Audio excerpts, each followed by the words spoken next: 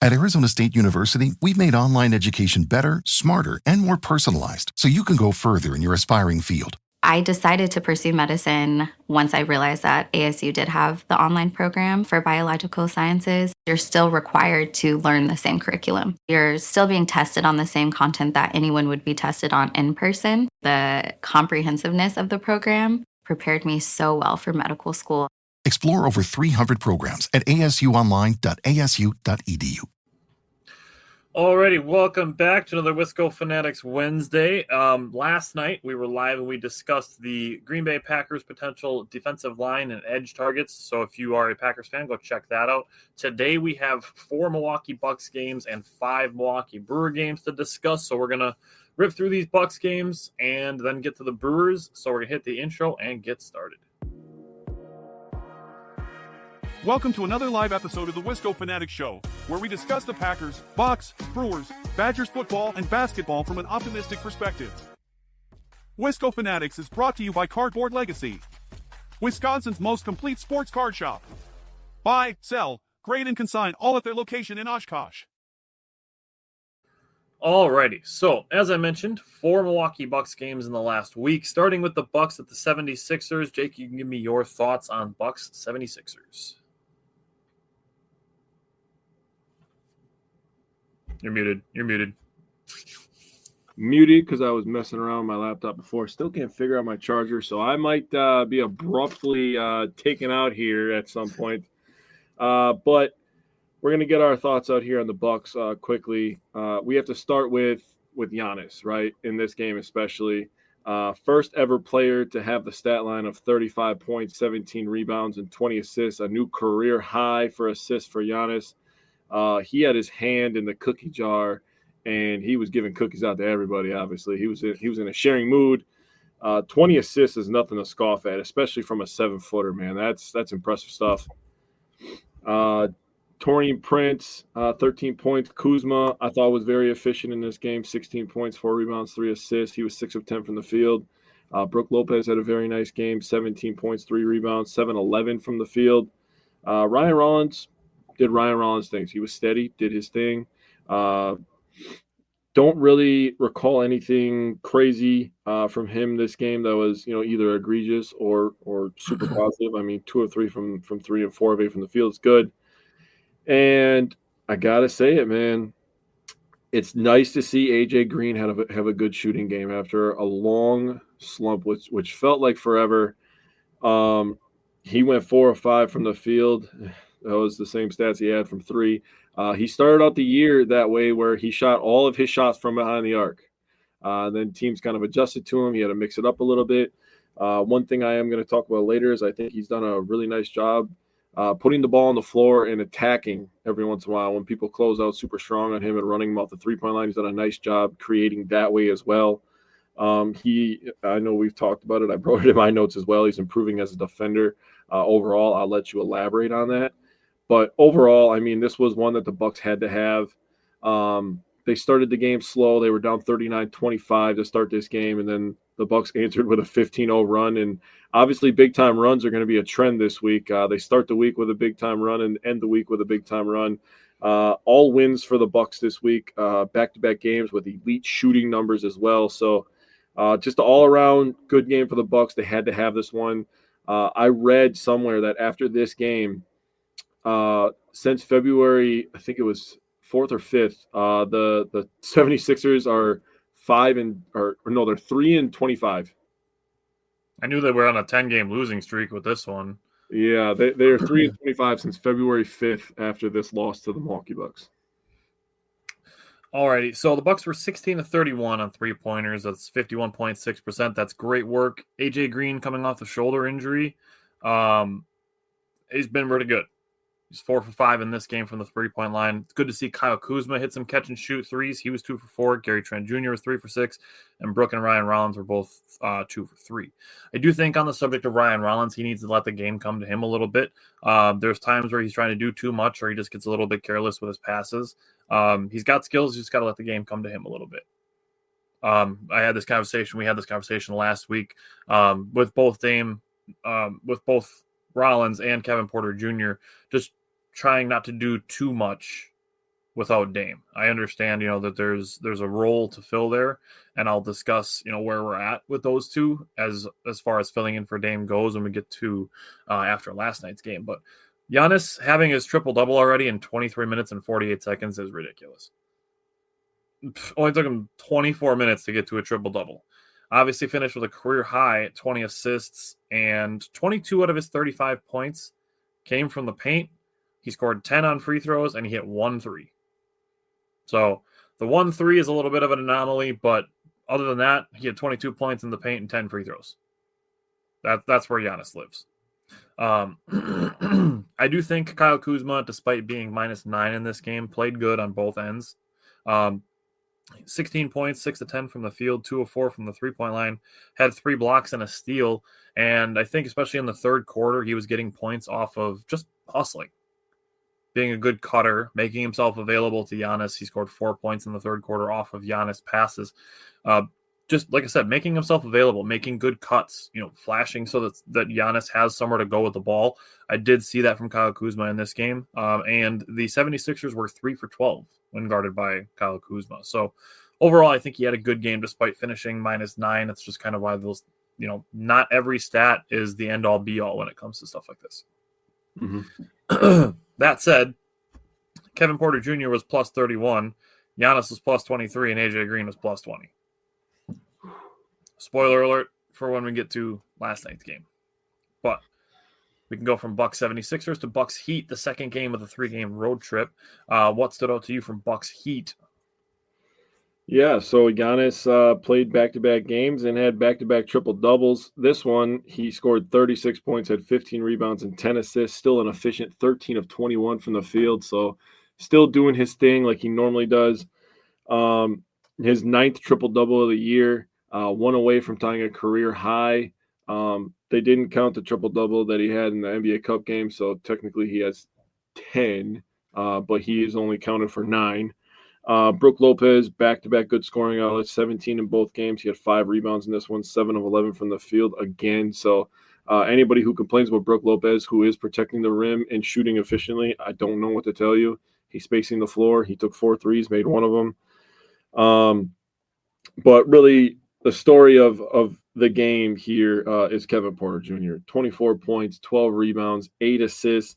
He came up big in the biggest moments in this game.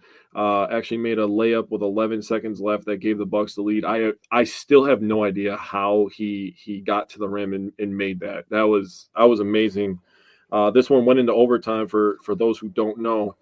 The Bucks are coming off back-to-back games where they shot 50% from the three-point line, and in this one they only shot 33%. So they weren't shooting as efficiently as they were the last 2 games from the three-point line, but they're still getting to the free throw line. That's one thing that the Bucks are always going to do. And yes, Giannis helps with that, but missing Dame, you wouldn't expect them to still get up to, the 27, 29 free throw attempts, which they still are. So it's good to know that everybody's getting downhill and doing their thing, right? Another thing that got them this win was points in the paint. They dominated points in the paint. The Heat had 46 and the Bucks had 66. So you're plus 20 in that area. And I got to give a shout out. I was very critical of AJ Green, saying that he was playing bad because I felt like everybody was kind of scapegoating Brook Lopez at the time. Because it was right after the Chris trade, and we talked about it on here, and we said, where is the blame going to go? It's going to go to Brook, right? He was the next guy. It couldn't, yeah, and it couldn't be Bobby because Bobby got suspended shortly after. So I was starting to be kind of critical of AJ Green. He wasn't defending like he was beginning of the year. He wasn't shooting like he was. And in this game, he went 3 for 5, 2 for 2 from 3. So if you take his stats from the 76ers game and the Heat game, he had 22 points, 5 rebounds, 2 assists, 7 of 10 from the field, and 6 of 7 from three-point line. So he was starting to get that touchback, starting to look like the Dairy Bird, and the offense was following. He is an important spacer for this team. Yeah. Gary Trent Jr. was really the only guy that was really spacing for the team. With Bobby Portis out, Brook Lopez can only shoot so many threes. Damian Lillard out. I mean, you need other guys to step up. That's not a Kuzma strength either. Yeah, and I don't. Do you want to have that conversation? I mean, we can. I mean, it's something we knew when the Bucks traded for him. We knew that he wasn't as good of a shooter as Chris, but we were trading for his energy. I think we really need to have a Kyle Kuzma conversation, as I still can't get this goddamn charger to work. I don't know what's going on. We need to have a Kyle Kuzma conversation because we've talked about it before, and he shot 4-13 in this game, scored 9 points, 2 rebounds, 2 assists. But the thing we need to talk about is how he's been forced into roles where he wasn't originally supposed to be in. And we've had this conversation so many times. This is just going to be one of those things where we're going to have to talk about it and talk about it and talk about it until people kind of understand. Let's put a pin in it because your favorite person made another comment about it. Oh, no, I already know. I saw. I'll let you give your thoughts. Until we get to tomorrow night. I'll let you give your thoughts, and then we can put a pin in it. Bucks were 8 of 24 on 3-point shooting. 24 threes in a game went to overtime is a little surprising, but it's good to see them overcome a bad 3-point shooting night and still win.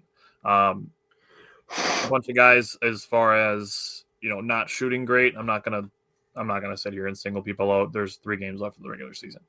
Only 9 turnovers in an overtime game. That's pretty good. 14 points off of those turnovers isn't awful. You just need guys to lock in. There's a lot of lazy passes and lazy dribbles in this game that led to some really just kind of lazy turnovers.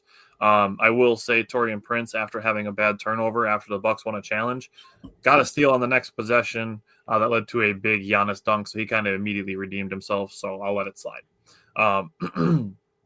Kevin Porter Jr. at the end of this game, too, made a crazy shot that I still can't really, put my mind together how he made it.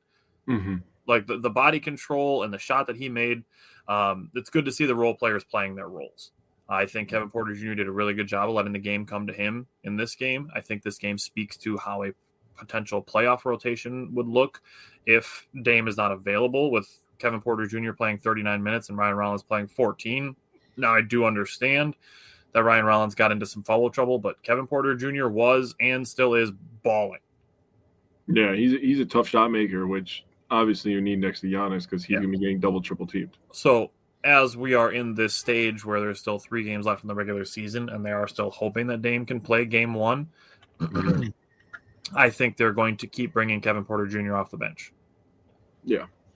Just because that's the role that he's going to have in the playoffs if Dame is available.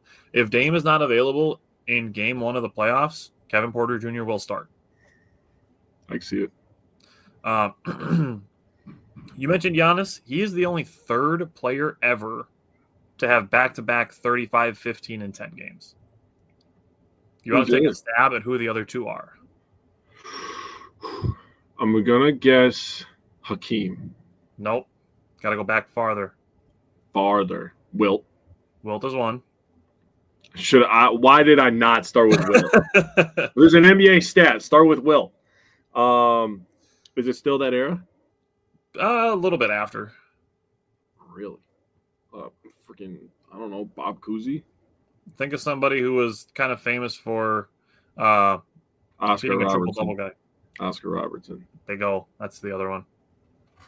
So those 2 and Giannis are now the only players to have back-to-back 35, 15, and 10. You'd have people thinking that that's what Jokic averages if you watch regular media. I will say on the subject of Giannis, I will be completely honest with you. I did not like the shot that he took at the end of regulation. That's fair. I understand he's been better on mid-range this year, and he's the best player on the floor, but I think we are capable of getting a better shot than Giannis dribbling towards the baseline and putting up a fadeaway mid-range. I agree, capable, yes. And I know me and you are on Xbox, and I said that he's the best player on the floor, so I can't get too mad. We put the ball in our best player's hands. So, I mean, that's kind of what I'm living and dying by in that situation, and that's what Doc chose too. Would I have maybe tried to draw something up where Giannis is going to the rim, and that's probably what I would have done. But you saw what happened. What game was that where Brook Lopez had to shoot that? Oh, the Suns game at the end of the game where the execution wasn't as great. I mean, even in this game, you could have got maybe AJ Green a shot or something like that since he was kind of feeling it. So yeah, using Giannis's gravity a little bit. Yeah. And like I said, he's the best player on the floor, so I'm not mad at the shot. I just didn't like the shot that he took, not the fact that Giannis was the one taking it. I agree. As far as the role players playing their roles, like I said, Pat Connaughton, more efficient minutes.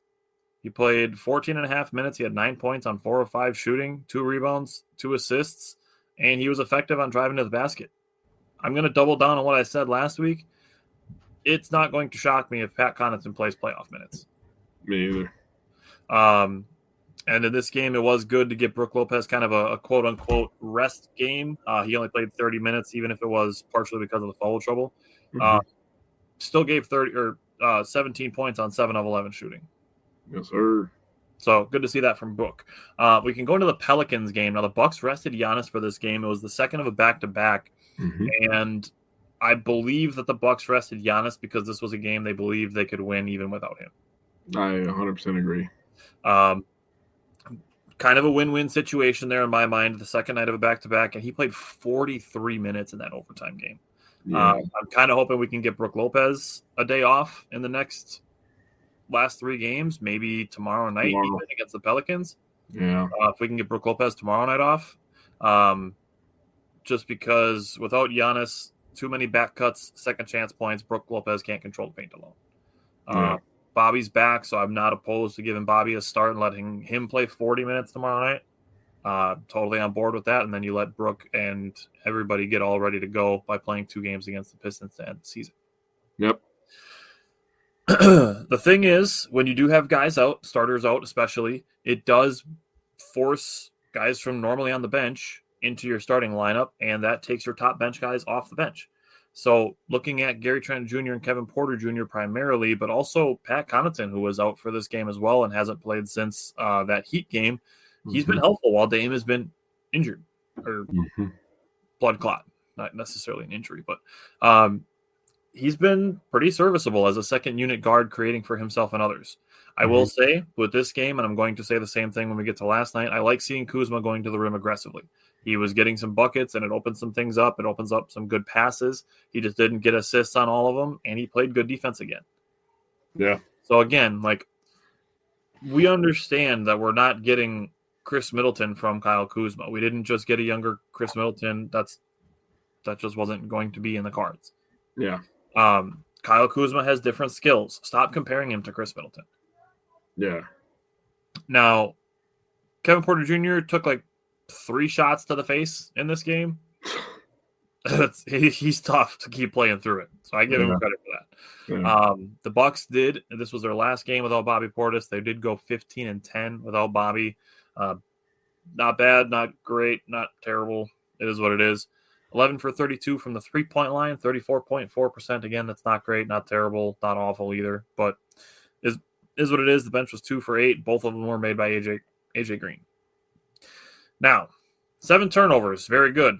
One was an offensive foul, so only 6 like kind of major turnovers, I guess, and then only 6 points off turnovers allowed. That is excellent. Yes. Now, the last thing I want to say on this game, Bruce Brown put a pretty nice audition to come join the Bucks next season. Yeah, he did. So I will take him. He is an unrestricted free agent this summer. So Bruce Brown, come on up to Milwaukee. And I will take say, Taurean Prince's spot. What's that? He could take Taurean Prince's spot after Prince. He really could. And that's the thing is like the Bucks are just going to keep doing these 1-year deals with 3-point defenders. Like it was Malik Beasley last year. It's Taurean Prince this year. It can be Bruce Brown next year, and he can give us some floaters. Yeah. I will end on a compliment. Pelicans, if you have fans, Antonio Reeves is a nice piece. He looks good. He looks like a good shooter. He was shooting well. He looks good. I agree. All right, give me your thoughts on the Pelicans game. Yeah, so this is the Gary Trent Jr. game. Season high for him, 29 points on 10 of 17 shooting. Also 4 of 10 from 3, so he was letting that son of a bitch fly. The Bucks, you talked about turnovers before. You talked about how New Orleans had 12 and the Bucks had 18 points off those turnovers, so that was big time. We got to see Pete Nance in this game, talking about guys that got to play roles that we don't normally see. He looked pretty quick on defense. I don't know if he's going to give it to him on offense, but if he could just be a sometimes defender, pretty good move by Horst, in my opinion. I mean, he's quick. Like he's big, young, quick. The only thing is like he needs a lot of work on his basketball IQ, just being in the right place, making the right plays, making the right decisions. So like if they think they can, put him in Brook Lopez's pocket for the rest of the season and the off season and be like, teach him every single thing you've ever learned. Like I see the potential there. Yeah. And I see the vision too. So along with in the starting lineup, along with Gary Trent Jr. getting ushered into the starting lineup and having 29, Kevin Porter Jr. also started, and he had 28 and 4. So if you go off his last 2 games, he had 44 points, 20 rebounds, 12 assists, 16 to 34 from the field, 5 of 7 from the field, and he had 2 steals in the last 2 games. I do also believe the combination of the Bucks winning that game on the road against Miami, and then the Pelicans with all the people that they have out. I mean, Zion and McCollum, and they traded Ingram, and there's just a number. I mean, Jose Alvarado, and there's just a number of players that they had out.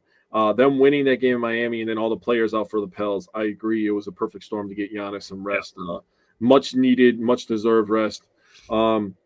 With Kevin Porter Jr. getting moved to the starting lineup with Giannis missing, they needed the scoring punch. Ryan Rollins came off the bench, and he had a really good game, 14 points, 7 rebounds, a career-high 10 assists. His first career 10-assist game and his first career double-double. I do have one thing to say. That was a stupid shot at the end of the game. Yep. That was so dumb. It didn't really – like this game was not as close as the final score would indicate. It was 110 to 104 when he took that shot. And right after that shot, the Pelicans – what's up, Dan? How you doing? The Pelicans came down and hit a 3, and then they had a foul, and we made 1 free throw and the clock ran out. But they made a 3 right before that too. So, like, it was more like a 9-point game, and then they made that 3. Ryan took that shot, and then Scary Alvarez said the Bucks are better when Kuzma's riding the pine. Not ideal. I don't know that I like. Okay. So do you have anything else to say on the Pelicans game? I did have one thing to say about the bench. I wrote down that the bench has been way better lately, and I think it has a lot to do with their pace. And you could tell in this game when it was basically a bench game that their pace was really, really high and they were playing really fast. Okay. So we can move to the Timberwolves game, and Scary, what's up? Yep. It's good to see you. The comment, question, concern that the Bucks are better with Kuzma on the bench is not ideal.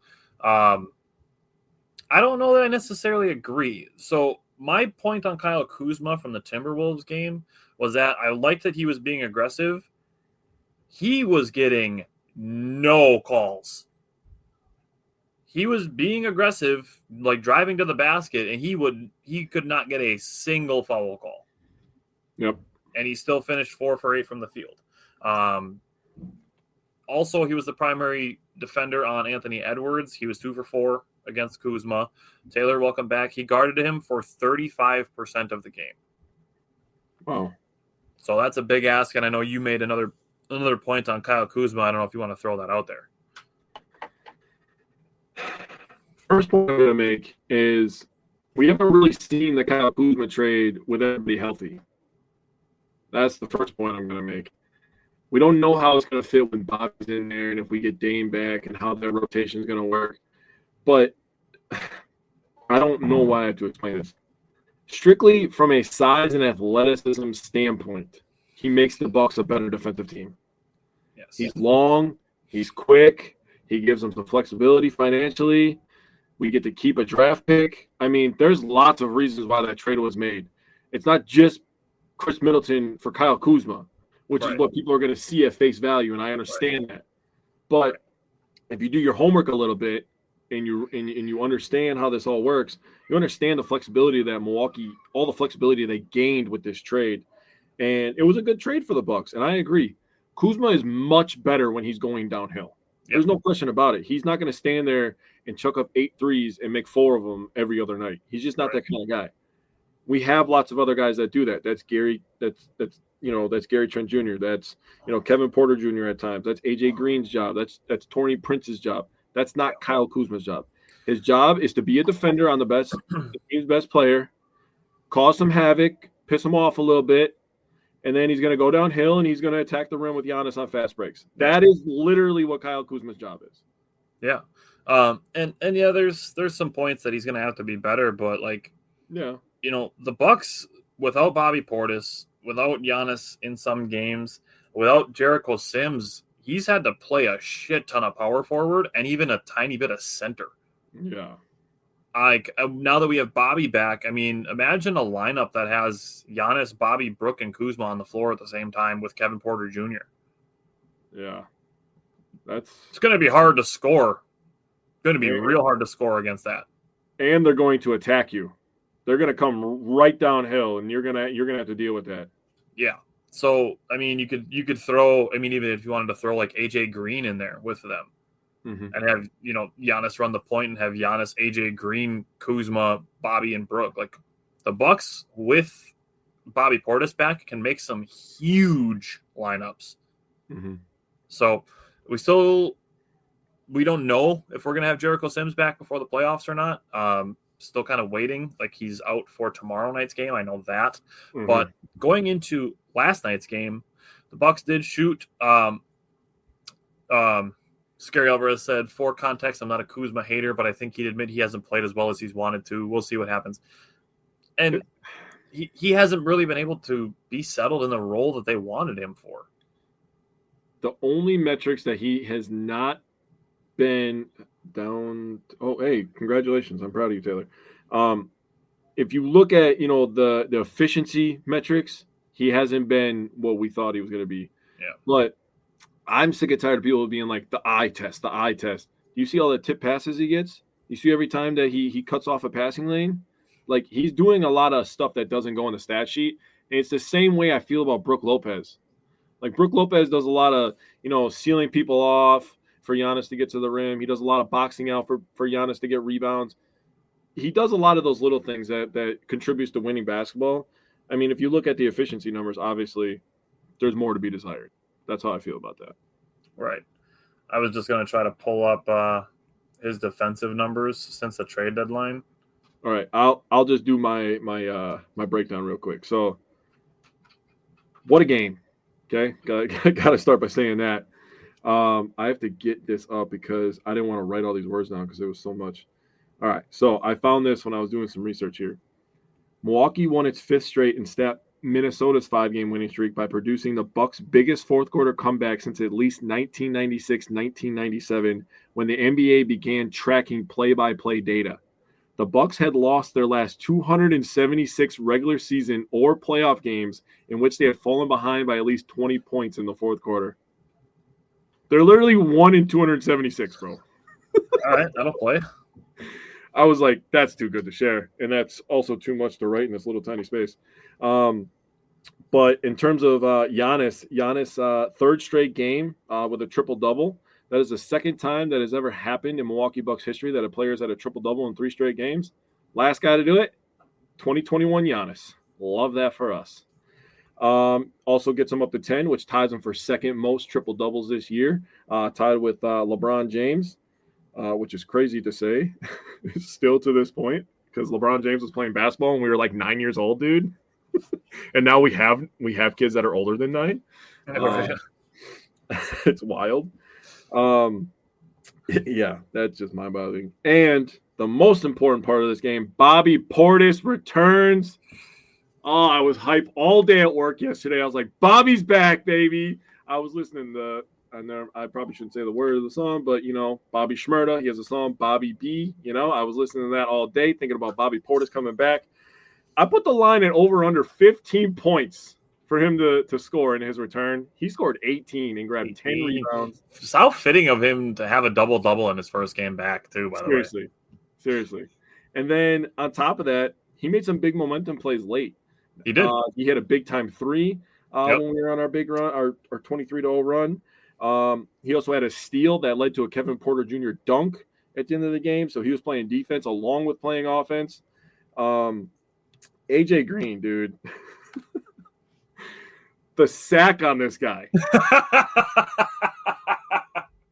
The sack on this guy to pull up from 40, bro. In transition, I'm like, what is he doing? Dude, Eric Name shared a screenshot of where Kevin Porter Jr. was when he was doing the little shovel pass, and he's like a foot behind half court when he's giving AJ Green the shovel pass, and AJ Green catches it like right inside half court, does his two-step, and just launches that shit. For him to shoot, I don't think people understand. For him to shoot that shot at that point in the game, when the Bucks were down by as much as they were, they had momentum. If he had missed that shot, everything could have been kaput. Yeah. Minnesota could have got a rebound, ran down, got a layup. Everything could have been dead. Leads back to 8. But instead, he makes that shot. The stadium's going insane. Everybody's feeling. I'm getting goosebumps now thinking about that shot, dude. Like dead serious. I will say though, because a lot of people were dogging Gary Trent last night because he's up and down. He's a shooter, right? Yeah. I don't know why you would. Because last night when in the 2 threes that he made, he ended up passing another Bucks great and fan favorite, Michael Redd, for most 3-pointers off the bench in franchise history. So congratulations to Gary Trent Jr. His 4-point play was the thing that sparked the 23-year-old run. He made that. Kevin Porter made a dunk. Giannis made a play. Giannis made another dunk. What was after that? I'm going off the rip, dude. I'm not even. So, okay. Gary Trent Jr., 4-point play. Kevin Porter Jr. drove and dunked on Dante. Giannis made a mid-range. Then they went back to their zone defense. Naz Reid was too little for Giannis, who dunked on him. They forced another turnover in their zone. Giannis hit a 3. They got another steal. AJ Green hit that super deep 3 that cut the lead to 8. Kevin Porter Jr. made 2 free throws. Bobby Portis 3, cut it to 3. Gary Trent Jr., I have this in my notes because I wanted to bring it up. This is one of the parts of the big run that's not going to get talked about. But there was a possession where the ball was kind of loose, and Gary Trent Jr. dove on the floor like 3 times and just kept poking it away. He just couldn't get, one step further to get the steal. But he made the Timberwolves waste a shit ton of time, so they were inbounding in the Bucks backcourt with like 3.6 seconds left, and the Bucks forced a shot clock violation on that possession. So Gary Trent Jr. needs to have some respect put on him for that possession, because him diving on the floor, poking the ball away, that took like 8 to 10 seconds off the shot clock. Yeah. So after that, the goaltend happened for Kevin Porter Jr. that cut the lead to 1. AJ Green tied it at 97 with another 3 in the corner. And then we get the Rudy Gobert pulling some shit. Scary Alvarez said no Trent Jr. 4-point play, and the Timberwolves almost certainly win that game, probably by a lot. The little things mattered. One of the most exhilarating Bucks wins that I can recall. Couldn't agree more. It felt like a playoff game. It really did. Yeah. So we get to a point where Kevin Porter Jr. gets switched onto Rudy Gobert, and he's trying to box him out. And Rudy's got him up under the underarm, and Kevin Porter Jr. chicken winged him, held onto his arm, and Rudy Gobert thought the best way to get out of that was to throw Kevin Porter Jr. So Rudy started it. I'll say that. Like, he was pushing Kevin Porter Jr. before Kevin Porter Jr. held onto his arm. So Rudy started it, but we get through all of that. And the only person that gets an extra technical foul out of the situation was Gary Trent Jr., who went to stand up for his teammate, which I appreciate. He said a lot of naughty words. Standing up for teammates. I loved that after that quote-unquote altercation, Bobby Portis literally took Kevin Porter Jr. under his wing. Yeah. And you can see Bobby Portis walking back to the bench with Kevin Porter Jr. under his arm, and that's an impact thing. That's a culture thing. That's a chemistry thing, and having Bobby Portis back is important for those types of things more than just what he does on the floor. I agree. So after that, with the Timberwolves up 1, Kevin Porter Jr. got back-to-back buckets. That's when Bobby dove on the floor. Gary Trent Jr. came up with it, threw it ahead to Kevin Porter Jr. for a push-in dunk. Then Kevin Porter Jr. got his own steal and got another dunk. And after that, another steal and a lob to Giannis. That play was nice. This was dude. Everybody's going crazy at this point. Like, everybody's losing their fucking minds. Yeah. And after that, so this is something that, again, isn't really going to show up in the montage of the whole game, but we're under about a minute left. There's about 40 seconds left, and the shot clock's winding down. And Giannis takes a mid-range just to get a shot off, and he misses it, and it doesn't hit it barely touches the rim. And underneath the rim comes Kevin Porter Jr., who grabs an offensive rebound. And the Bucks were able to take like 10 more seconds off the game clock. Yeah. So again, it does show up that he grabbed an offensive rebound, but they didn't get a score out of that possession. So like I said, it's not going to show up on the montage, but fourth quarter Porter is a thing. Yeah. Shout out Taylor. Yeah, Taylor came up with the name fourth quarter Porter. Taylor, I made the graphic today. It's up. It's posted. The graphic. You got to make that your profile pic, dude. Seriously. Ooh, I might have to do that. I was going to see if I can show it here. Ooh, I can. So here it is, the fourth quarter Porter Wisco Fanatics graphic. Yeah, that's nice. You did good work there, my boy. So, all right, so fourth quarter Porter. Yeah. I have just his fourth quarter numbers.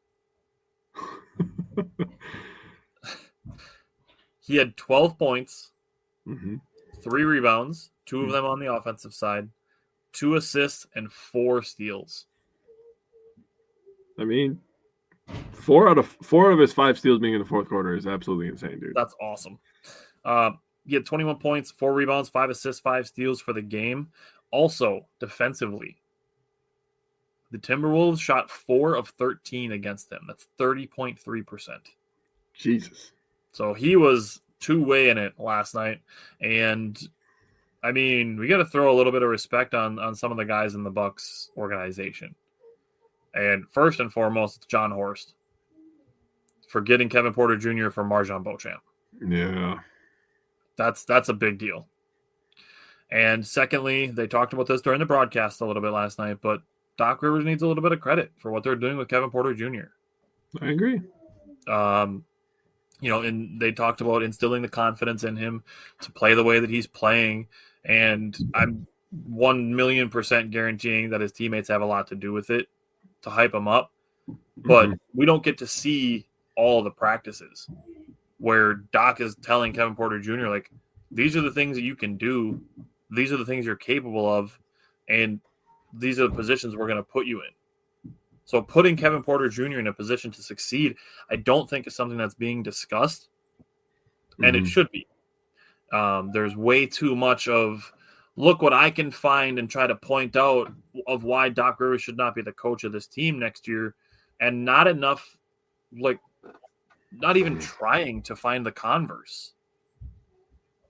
Whereas the biggest one right now is Doc putting Kevin Porter Jr. in a position to succeed and him doing so. Last night, Kevin Porter Jr., AJ Green, and Gary Trent Jr. all played, and Bobby Portis all played the entire fourth quarter. That's a coaching decision. I'm so happy that you brought that up, because people are talking and saying stuff about, Kuzma and Taurean Prince saying like, oh, guess who's on the bench for the whole fourth quarter? Yeah. Are you not going to ride the hot hand? Are you not going to ride the hot hand? Miami game was the same thing. Yeah. Those guys made the difference. Like, why would you even entertain taking them out? This goes back to the conversation of, we don't have to knock other players down to lift other players up. We do not have to do that. Thank you. Why can you not just be happy that the team won? Players on your team that wear the jersey that you like to wear were playing and they won. That's all that matters. Yeah. You know who was cheering for him the whole time? Me. Kevin Porter Jr. Jesus, now I'm all messed up because people, whatever. Kyle Kuzma, Ryan Rollins, Brook Lopez, Damian Lillard, they were all cheering for those guys as they're all going crazy. Me too. Yes, and us. Like, we were watching at the same time after we were finishing our Packers show. We got to see the end of it, which was awesome. We missed the whole part where they got down 24, and then we turned it back on for the whole comeback, so that was awesome. That was awesome. Giannis finished plus 26. Gary Trent Jr., Kevin Porter Jr. finished plus 18. AJ Green finished plus 20. Again, why? These guys were all making contributions, and maybe not Bobby Portis quite as much, but like you brought up, he still hit that big three. He got a big steal. give Brook a rest. Give Yeah. Kuzma a rest. Yeah. These guys have been working their asses off with guys out for the last 2 weeks. Yeah, they're feeling it. Bobby being on the floor when the crowd sees number 9 on the back, they get into it. And Kevin Porter Jr. talked about it after the game, saying he's never heard the stadium like that. Bro, just wait till the playoffs, my boy. The energy in there is going to be unreal. Oh, if Dame time comes back, dude, the Pacers do not know what they're signing up for. And their fans are running their mouths that their team cannot cash. Yeah.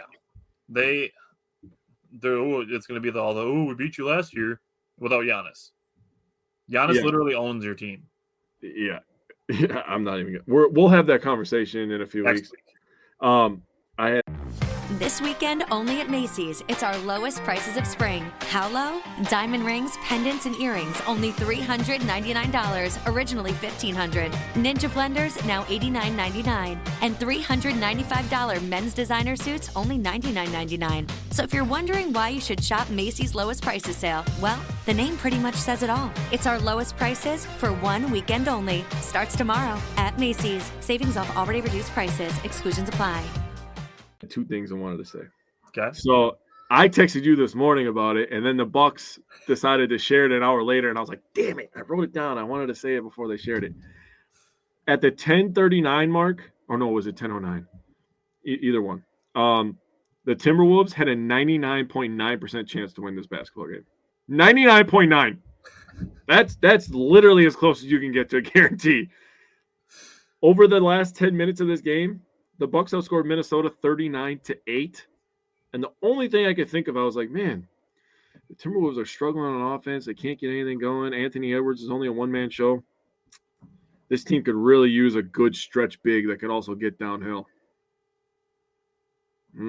Almost like they traded that guy because they didn't want to pay him. Whoops. Sucks to be them. I will say on that subject, I love Julius Randle shooting threes. Oh, me too. Love to see it. Let him shoot as many as he wants. Especially when he took one early in the shot clock with like 20 seconds on the shot clock and he jacks up a 3. I'm like, hell yeah, love that for us. All right. Hey, plus for us. Not many things make me happier than seeing Julius Randle loading up to shoot a 3. That and the Celtics losing in the playoffs. That's, yeah. The Bucks were 12 of 36 from the 3-point line. That's meh. 11 turnovers is good. 13 points off turnovers is okay. Bobby Portis came back, and he was everywhere. All over the floor. He had the energy. He traveled a team-high 2.11 miles. So he was all over the place. This was also Giannis's 3rd straight double-double. 23 points, 13 rebounds, 10 assists. Also had a steal and a block, and 0 turnovers. That's huge. Not even an offensive foul. So good job by Giannis on that. We talked so much about fourth quarter Porter, but Giannis had 13 points in the fourth quarter. One more than Kevin Porter Jr. So 13 points, 5 rebounds, 2 assists for him in just the fourth quarter. You mentioned the big outscoring. The last 2 things that I want to talk about on the Bucks, not necessarily specifically for the Timberwolves game. So that game is fantastic. I have 2 things to talk about. One of them is since Damian Lillard was out, his last game played was March 18th. The Bucks are 7-4 in that time. They're currently on a 5-game winning streak. There was a time where they were 1-3 without Damian Lillard. Yeah. So in that absence, Kevin Porter Jr. and Ryan Rollins have very similar statistics, actually. Rollins has been playing about 25 and a half minutes. Kevin Porter Jr. has been playing about 24. So they're very close in minutes. Ryan Rollins is averaging 11.1 points on 51.2% field goal shooting and 50% from the 3, which is awesome. He's averaging 3.4 rebounds, 4.1 assists, and 1.1 steals in his 25 and a half minutes. Kevin Porter Jr. is averaging 13.6 points on 50.5 field goal shooting and 39.3% at the 3-point line, which is not as good as Rollins, but still pretty good. It's above league average by about 3%. 4.9 rebounds, 4.3 assists, 1.1 steals. These guys they're doing pretty similar things, and they're both good on both ends of the floor. I agree. I honestly have no complaints the way the Doc is using them, and they're playing together at times. And when we get to the playoffs, whether or not Damian Lillard is available, they're both going to be a factor. I do think, like I said, if Damian Lillard isn't available in the playoffs, at the beginning of the playoffs, I do think Kevin Porter Jr. is going to be the one to start over Rollins, but Ryan Rollins he's going to play. Yeah. So those two guys have both been very good and helping keeping the Bucks above water. Good. Now, the last thing. So we need to have a conversation about coaches because the Grizzlies fired their coach about a week and a half ago, and the Denver Nuggets fired their coach, which is still shocking to me. I still can't believe that Mike Malone got fired. Apparently, the head coach and the GM were kind of having some differences of opinion on how personnel should be used. Here's the thing. And it was wild to me to be reading through these replies and seeing this. Mike Malone was fired because his players weren't giving effort on defense and they had a 4-game losing streak. And people want Doc Rivers fired because they're not giving effort on defense and they were losing some games up until this 5-game winning streak.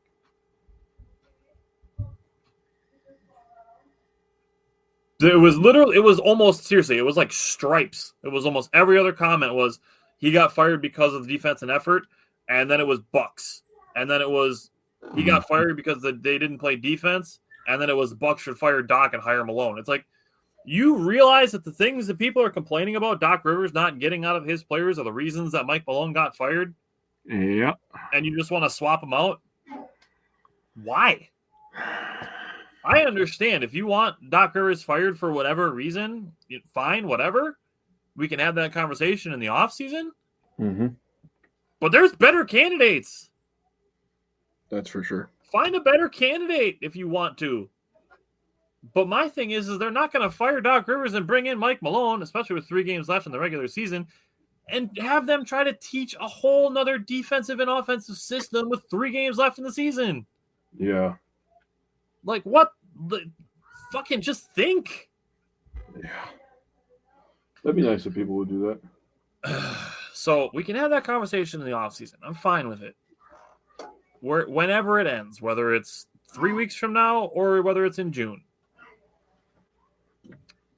But the last thing I'm going to say on the Bucks, they play tomorrow against New Orleans. They play Friday at Detroit and Sunday against Detroit at home. The last thing I'm going to say is Kyle Kuzma. His defensive field goal percentage is 44.2. That is the second lowest on the team, only to Chris Livingston. Holy played 6 games since the trade deadline. Kyle Kuzma has played 30. His defensive field goal percentage is 44.2. So if you take out Chris Livingston, who is obviously not in the rotation, Kyle Kuzma is the Bucks' best defensive field goal percentage player. Weird how that works. Giannis is obviously not far behind at 45.5, but that's 1.3%. AJ Green is tied with Kuzma at 44.2%. I mean, as far as I'm concerned, he's doing his job. Yep. His role was not going to be as big as Middleton's. Yep. But that's not why he was brought here. All right. Do you have anything else you want to say on the Bucks before we switch to the Brewers? Nope. All right. So we can switch to the Brewers. Now we have a 4-game series against the Reds at home, and then we have last night's game, which was the first game at Colorado. So let's go to Brewers and Reds game 1. Now, I should have had this clip ready to go, but this was the Reds' 3rd straight 1-0 loss, and hearing their announcer say it is just hilarious. Yeah. Like, if you want to see it, go to Twitter, look up awful announcing, and find the clip of the Reds announcer talking about this being their 3rd straight 1-0 loss. It's hilarious. It is very funny. I highly recommend. Yeah. Nestor Cortez was brilliant, had a brilliant bounce-back game. 6 innings pitched, only 1 hit, 2 walks, and one of them was a really, really good 3-2 pitch. Just missed the strike zone. Had 6 strikeouts, gave up 0 runs. It's fascinating. to see the lengths that people will go to convince themselves that things are not in a good place. Because this game happens and people still think the Yankees game is who he is. I mean, the literal most recent example is showing you that he's a better pitcher than he was in that first game. Yeah. I want to thank Vinny Rattino for pointing this out, but last year in 31 appearances, 30 of them starts, he had 8 strikeouts total on his cutter. In just game 1 against the Reds, he had 4. Jesus. The Brewers pitching lab, and there's some crazy stuff, but the Brewers pitching lab is real. Yeah. Like, we obviously as Brewers fans know that, but the Brewers pitching lab, dude, they got to be studied. We need a 30 for 30 on the Brewers pitching lab ASAP. I want it to happen in like 20 years when the Brewers have sustained success so nobody else can copy us. It's fascinating to see what they do with a lot of these pitchers and how they're moving around, like the way that guys use it. And yeah, you're right, Taylor. And the usage of certain pitches, like the Brewers in general as a team are throwing a lot of fastballs. Mm-hmm. A lot of them. Mm-hmm. And they just traded for a guy who had a highly graded fastball. And the Pirates, who originally had him, just weren't having him use his good pitches for some reason. Well, there's a reason they're always in last place, Tyler. There is a reason. That's definitely one of them. So when it comes to the trading for Quinn Priester, it's like, yeah, exactly. Use it when it applies. There's a couple things that go into it. And I'll just save this for when we get to, like what's next. But the Brewers pitching lab it's legit. Mm-hmm. Seeing what Nestor Cortez did against this game, the only hit that he gave up was a double to his former catcher who knows him. Yeah. So that's really interesting there. The Brewers, they were swinging early a lot in this game. Lodolo only had 18 pitches through his first 2 innings. I do like the approach. This was something I called for a lot last year, was swinging more at the first pitch. And then in the 4th inning, they started being a little bit more patient. Mm-hmm. They forced 29 pitches thrown in the 4th inning after only 27 in the first 3 innings total. Mm-hmm. So I think that's something they could do and kind of mess with pitchers. Go back and forth for 1 inning. They attack a good pitch if they like it early in the count, and then the next inning they go up and be super patient. I think that could mess with a pitcher. Yeah. I will say, I understand that the Brewers won this game 1-0, but we got to put some respect on Elvis Aguero. He kind of gets lost in the shuffle when we talk about how good the Brewers bullpen is, but his sinker is nasty. Especially to right-handed hitters. It looks like it's going to catch the inside bottom corner, and then it almost dives so far that it almost hits their back foot. Like, that's how good his sinker is. And then he will put it on the inside corner, and then he pairs it with a slider that breaks away. Like, the stuff that he has is great. He just needs a little bit more polish on his command. But, I mean, Elvis Aguero's got great stuff. Oh, yeah. Sal Frelick, facing a good lefty, did still have 2 hits in this game, put one of an opposite field, and 1 pull hit.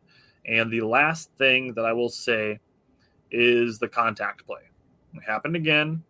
The running on contact, maybe not the best idea with Rhys Hoskins, but they did set it up intentionally.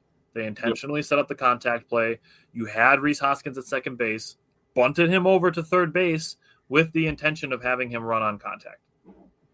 Like I said, run that with, literally anybody else, just not with Rhys Hoskins. Yeah. So give me your thoughts from Brewers Red Game 1. Taylor, we were going to talk about take pictures to church when our pitching lab gets a hold.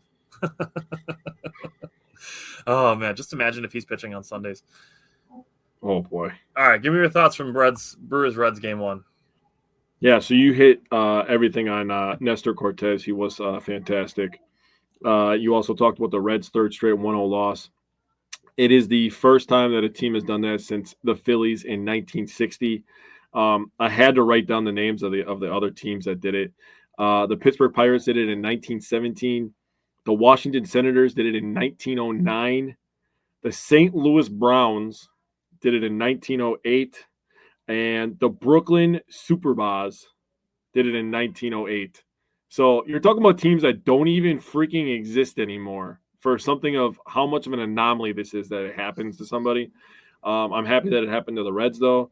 A lot of people are picking them to win the division early on. They've been doing that the last couple of years just because they have Elly De La Cruz. Oh, wait for an update on that guy. I got something to tell you all later. Oh, good. But honestly, wanted to give some love to Sal Frelick. The Brewers were 1 for 8 with runners in scoring position, and Sal Frelick was the one that got the hit. He was 1 for 1. It was a 2-out hit. He got the RBI, gave the Brewers the lead, and they held on to it. He started the year very nicely. He has hits in 5 of the first 7 games, and in 2 of those 5 games, he has 2 hits. So he started the year nicely. He's being the contact guy that we know he is, and he's being a Gold Glover that we know that he is. And I have some more thoughts on the roster construction when we get to it, but just teasing you right now. All right, going into game 2, we get to Tyler Alexander.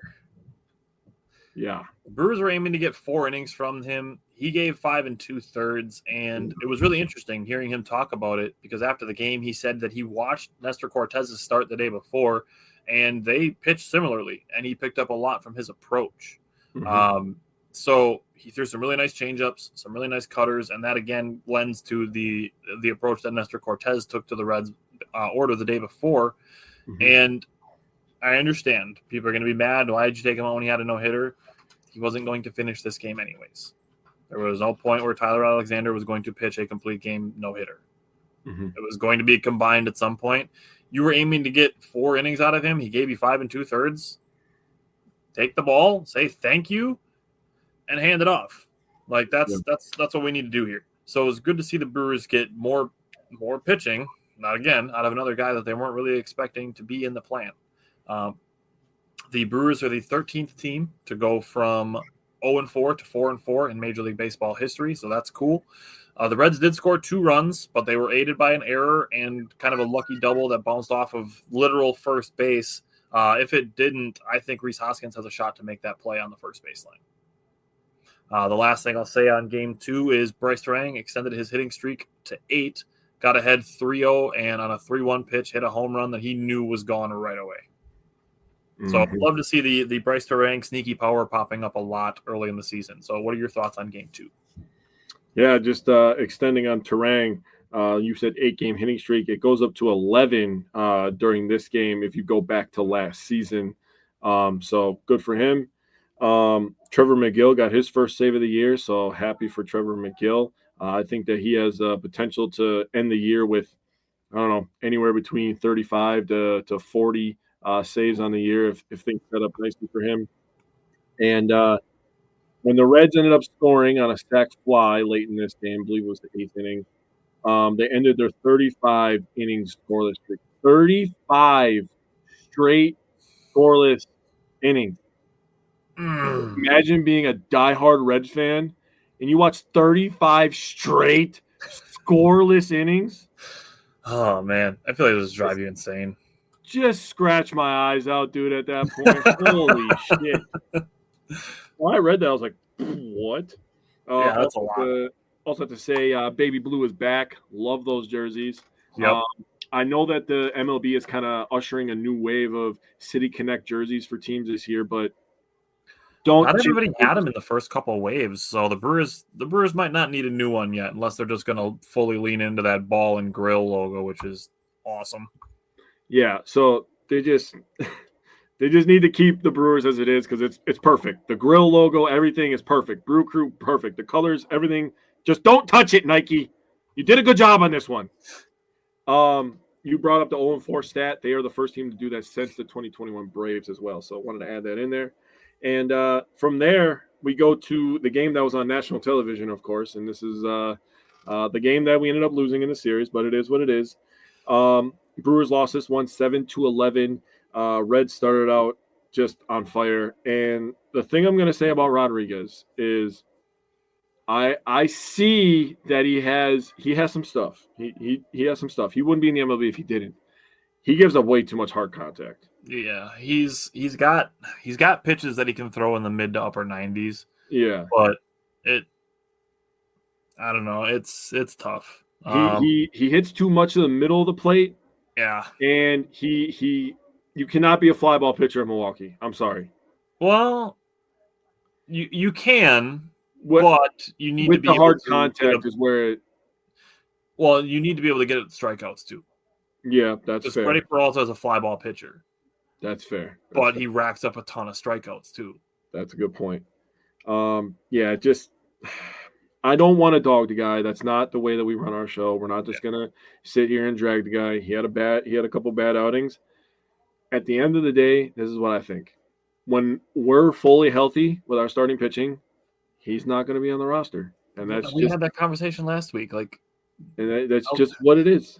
And the same kind of goes for Connor Thomas. He was their Rule 5 pick, and he was kind of asked to just eat innings. He had a good sixth inning and a bad seventh inning. Yep. And it kind of, nobody's going to admit this to you, but it kind of felt like the Brewers were kind of just conceding this one a little bit. They're like, hey, we'll take this one on the chin for a shot to win the series tomorrow. Yep. That's kind of how it felt. And Elvin Rodriguez, his spot in the rotation is due up again on Friday. That is the day that Quintana is eligible to come up. It does sound like Priester is going to be pitching tomorrow. So we'll see how that goes. And we'll talk about Priester when we get through the Rockies game 1. But Elvis got the last 2 outs of the 9th inning, only 5 pitches. That shouldn't really affect his availability as far as going forward. So that was good to see with Elvis Peguero. But yeah, Elvin Rodriguez, and we've had this conversation with other guys, like Keston Hiura comes to mind, that some guys might just be AAA pitchers.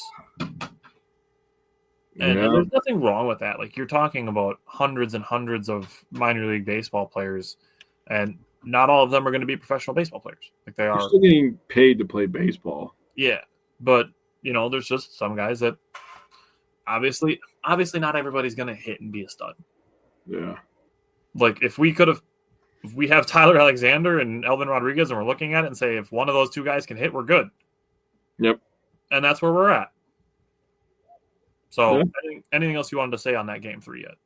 Yeah, I just wanted to add in some RBI stuff. Yelly got his 4th RBI of the year in the 5th inning off a single. Frelick got his 3rd RBI of the year off a single in the 5th as well. Dunn, finally, he was starting the year pretty rough. Yeah. He had 3 RBIs in this one, 2 of them with 2 outs. He had a double in the 7th inning. Terang extended his hitting streak to 9 games and got his 2nd stolen base of the year. On the second pitch of the game, too. Yeah. On top of Frelick having the RBI, he also had his 1st double and 1st triple of the year. So I'm going in deep on Sal Frelick in a minute here. What's that? I'm going in deep on Sal Frelick in a minute here. Love it. Yeah, that's all I had on that game. Okay. The other hit streak that was extended was Jackson Chourio. He extended his hitting streak to 8 in the bottom of the 5th. But Sal Frelick, this man had 5 at-bats in the game, and the Brewers, again, they lost 11-7, but Sal Frelick is doing work. His first at-bat gets to a 3-2 count. It's a 99-mile-an-hour exit velocity flyout. Second at-bat, the pitcher was pitching him tight inside, and he pulled a triple. 97.9 exit velocity on a 1-1 pitch. Mm-hmm. Third at-bat, another 1-1 pitch. He was throwing more sliders in this bat, still by Singer. Pulled a single, 100-mile-an-hour off the bat. Under the right fielder's glove, got 3 runs in, got to third base on it. Fourth at-bat, a 2-2 count. He saw 4 different pitches before getting a second sweeper, pulled a hustle double, 96.8 miles an hour off the bat. And his last at-bat, he got down 0-2, worked back to 2-2, and had a bloop single that was 68.3 miles an hour off the bat. So 4 hard hits and a bloop single for Sal Frelick. Interesting. And people question why he's in the 5 spot. He's in the 5 spot because he can hit. Yep. He's not going to hit dingers, but he can hit. He can flat out hit. Yeah.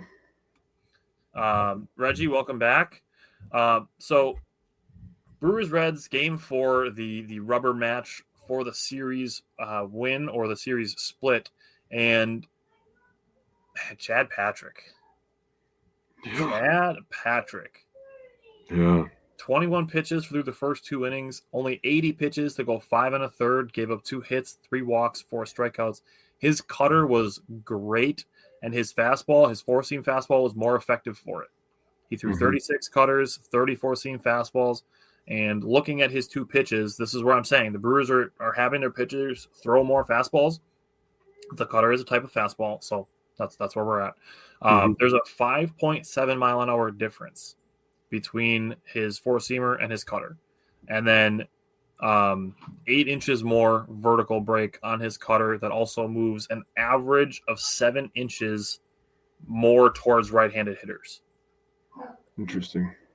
So you see 2 pitches that look pretty much the same, and one of them is going 6 miles an hour slower and is going to come 7 inches closer to you than the other one. That'll saw you off. Fastballs. Like that's tough. Mm-hmm. And when we get Quintana, he's the similar way. Cortez is a similar way. These guys are mixing in changeups. Like Freddie Peralta is another example of a guy who's mixing in changeups. Like I'm interested to see what the Brewers are going to do with Quinn Priester. Yeah. So we'll talk about him, like I said, in a minute. I'm just going to keep teasing that. But give me your thoughts. Brewers-Reds Game 4, other than Chad Patrick. I mean, he was great. Yeah. One of the things I wrote down for Chad Patrick is he did a really nice job getting himself out of a jam in the 4th inning. He had up to this point before the back-to-back walks, he had only faced 1 over the minimum. And he got a K on a 2-2 pitch, got one of the Reds hitters to chase and got a big-time strikeout, one of his 4 strikeouts on the day. And after that strikeout, I was like, oh, yeah, dude, this guy might be he might be this year's new face. He might be the guy. He was the AAA Triple Crown winner last year, so he was. Koenig did a nice job. Uribe has been excellent since coming off a suspension. And, Anderson gave us 2 innings, 8-2 innings, and the Brewers went 8-2. Going into RBIs here, Yelly had an RBI, a 2-out RBI. Jackson Chourio with 2 home runs on the day, has 5 RBIs on the day, which ties his career high. 3 of his 5 RBIs have come off of with 2 outs. He had a 3-run homer in the 4th inning that was with 2 outs, and he also led the 7th off with a home run. So guy's good. Yeah. Back-to-back days with Dunn contributing to the runs scored. So RBIs back-to-back days. All he needed to do was get the first one. Then it was going to be the floodgates. I wrote a few things down. In the last 55 games that the Brewers and Reds have played, the Brewers are – hang on. Let me check the stats here. Oh, 40-15. Oh, 40-15. Damn, I was going to guess 39. I was close. You were close. 40-15. You've won 40 of the 55 games, dude. That's insane. That's insane. Yeah, it is. Turang and Chourio both extended their hitting streaks, and they both had 2 hits in this game. Jackson Chourio's were a little cooler. They were hit a little farther, but Turang still got 2 hits. The team had 8 hits and 8 RBIs. Turang and Chourio had 4 of the 8 hits and 5 of the 8 RBIs. And I got 2 more things I'm going to say. One is a little discussion point. So when you and I were younger and there was that new era of Brewers baseball coming up, we had a cool second baseman and a cool left fielder. We're talking Ricky Weeks and we're talking Ryan Braun. I'm making this comparison now. Turang and Chourio are our kids' generation of Ricky Weeks and Ryan Braun. Like a cool second baseman, cool left fielder. I was going to say, we need Bryce Turang to start carrying a little more swag, but he's got a little swag. He wears the arm sleeve. He's got the platinum glove, man. That's a lot of swag. He's got I wish he would not wear sleeves so much, because then you can see he's tattooed all the way up. Yeah. That would be like you can see the hand tattoo, but he's got tattoos all the way up, I think, to at least his elbow. Yeah. Just had to make that call out, and then Ellie De La Cruz. Yeah, that guy. He's pretty good. It's pretty good. I'm just gonna say that. 2 for 16 in the series. Oof. No extra base hits. 5 strikeouts. Damn. Only 5? He was not good in the series. The thing with Ellie De La Cruz, and this was really interesting, the sixth inning, Chad Patrick got the first out. Jared Koenig came in to face Ellie De La Cruz and Gavin Lux. He was mixing his two different types of fastballs and got both guys looking. Yeah. So love that for Jared Koenig. You mentioned Bryce Turang extending his hitting streak. He's the seventh player in franchise history to start a season with 10-game hitting streak. We know that he extended that last night's game. Garrett Mitchell. Garrett Mitchell was put into the cleanup spot in this game. He had no hits, but he did have two of the three hardest hit balls of the game. In the fifth inning, he had a 110.6 mile an hour exit velocity on a line out that had an expected batting average of 880. Damn. And then in the third inning, he had a 108.3 mile an hour exit velocity ground out that had a 460 expected batting average. So Garrett Mitchell, though he didn't have any hits, still hitting the ball hard. And same with Christian Yelich. Like his four exit velocities, 103.7, 110.2, 94, and 102.4. So Yelich hitting the ball well, or hitting the ball hard at least, is usually a sign of good things to come. And now we go into last night's game. Brewers Rockies. This was happening during the Bucks' wild comeback. And Brewers, another win. I'm glad that they're playing in Colorado in April and not in August, so the ball shouldn't fly quite as far. But Freddie Peralta got in a little bit of hot water in the bottom of the third inning. He gave up a solo shot and then back-to-back walks, and then he did get out of it with no more harm. Much safer than if it were to be the other way around. So, Freddie Peralta gives up a lot of home runs, but thankfully they happen when guys aren't on base. If he gave up back-to-back walks and then a home run, this game is, instead of 4-1, is 4-3. And that feels a lot different. Yep. He did retire 6 straight after those back-to-back walks and finished with 5 innings pitched, 3 hits, 3 walks, 1 earned run, and 6 strikeouts. He did only have 83 pitches, but I do think the walks were a factor in Pat Murphy taking him out of the game. Yeah. Also, he pitched very well his previous 2 starts, so you give him a little bit of a rest. He gave you 5 innings. That's what you needed. Yep.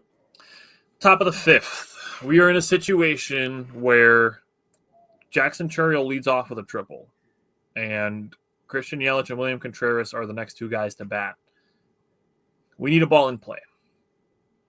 We need a ball in play out of those 2. Now, I will say Freeland, to his credit, did a really good job mixing his stuff up. But Christian Yelich is a former MVP, and William Contreras is a reigning Silver Slugger. We need a ball in play. I don't care if it's a ground out, if it's a lazy fly ball. It doesn't matter. Anything, basically, any contact outside of a ground ball directly to the pitcher is going to score Jackson Churriel from third base. So that situation, we need contact. We need a ball in play from Yelich or Contreras. Now, 7th inning, Bryce Turang's home run extended his hitting streak to 11. It was the longest home run of his career at 444 feet, and it was his first career home run off of a left-handed pitcher. Nicely. Hey, getting both those milestones in one swing. Nicely done, Turang. That was very surprising to me that was his first homer off a lefty. Yeah. Loved seeing Yelich and Contreras go back-to-back after that, too. I'll let you talk about that a little bit more. But the bottom of the 7th, the Rockies got a leadoff, quote-unquote, double. Yeah. It was kind of a blooper that was hit into the no man's land. Yeah. In my mind, one of the outfielders needs to make that call. I agree. And it's easier for an outfielder coming in to make the catch than it is for an infielder going out. And somebody just got to be a little bit selfish and be like, I'll take it. And in my mind, and in this game in general, it should be the center fielder in this situation. Yeah. Like the center fielder, he's like the shortstop of the outfield kind of situation. The guy that kind of does it all.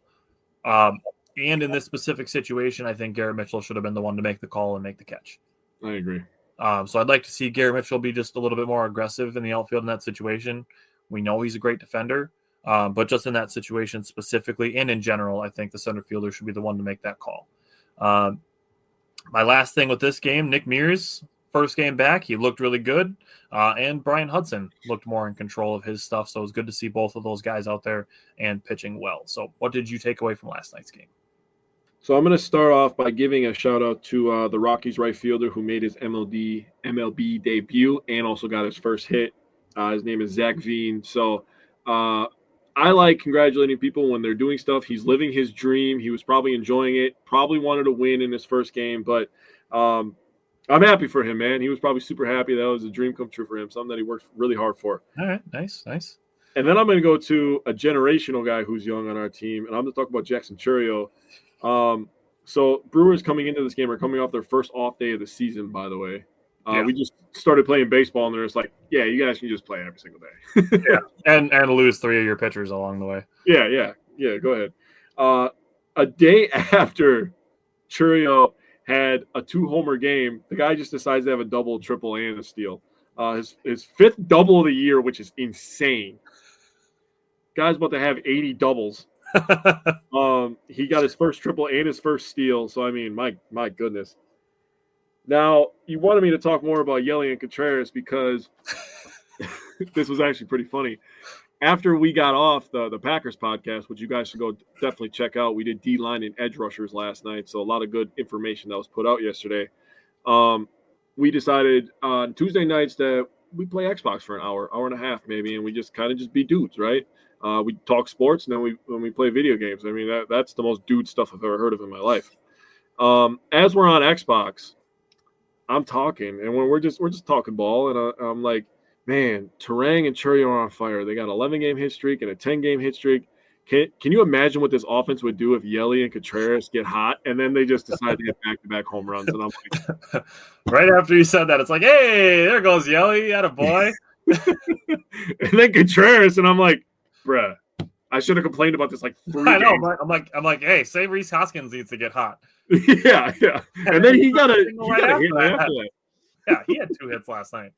So this offense, man, they scored 8 runs, 7 runs, 7 runs. I mean, this offense is very close to exploding, in my opinion. If those 3 get on fire, that's the meteor order. If they get on fire, man, this is about to be the real deal for the Milwaukee Brewers. We're going to get healthy with some pitching. I don't think people understand. And the Cubs are playing good baseball right now. I will say that. But the Cubs-Brewers series this year are going to be some big-time baseball. Yeah. So looking at what's next, the Brewers have 2 more games against Colorado. They have 3 games in Arizona. That'll be a good early test for them. And then they have 3 games versus Detroit. So we will have only 3 Bucks games, but we will have 3 Brewer games next week.